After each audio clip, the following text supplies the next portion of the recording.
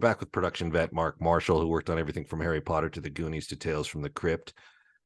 Another epic show that I've been actually looking back on, and featuring a guy I think we both worked with, Arnold Schwarzenegger, in one of the episodes. He directed one of the episodes. He did, and with William Hickey, and I think Hickey, Rick Rossovich, right? Rick Rossovich from Top Gun. Yeah, and Jos Vacano was the DP. Oh man, those are the days. Were you on the set for that episode of Tales from the Crypt? A bit, but it stretched on him. I think it was supposed to shoot for 6 days, and he shot for 8 or 9. Whoa, that's good. Yeah, nobody's gonna tell Arnold you can't shoot more.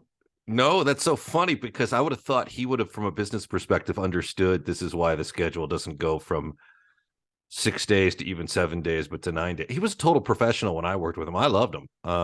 He was great. I mean, he was very by the book, though. I mean, I don't know if it was input from Yost or not, but he did the master several times, and then he did the 2 shots several times, and then the over the shoulders. I mean, he did the standard coverage. There wasn't anything really original, but he was very capable. Yeah. What was do you just want to get was his motivation just to get the directing experience, or just to have the additional credit to join another union? I don't know. I think he needed the money myself. You think so? No, not at all. Yeah, I don't think so either. I think he just wanted to direct. I think he was trying to kind of stretch out. Yeah. Well, he's one to experiment with things and challenge himself. He loves to challenge himself. So that might have been part of it. But what episode? You worked with Donner on an episode, didn't you? On 2 of them. One was Dig That Cat, He's Real Gone, in the first season. And then in the second season, episode with Don Rickles called The Ventriloquist Dummy. Yeah. Yeah. And Bobcat Goldthwait. It was wild. Classic. How was Bobcat?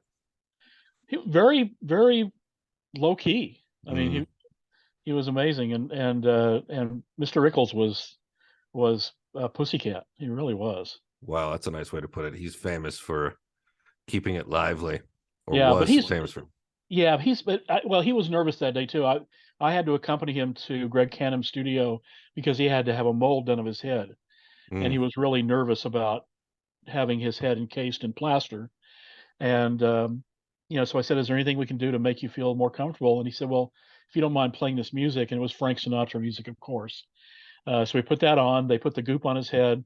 He squeezed my hand, and he sailed through it.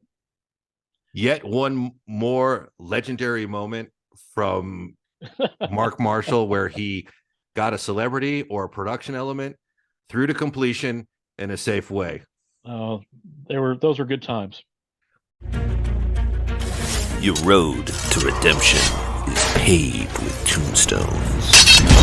No quarter, kill all masters. Go to noquarterkillallmasters.com. Rated R.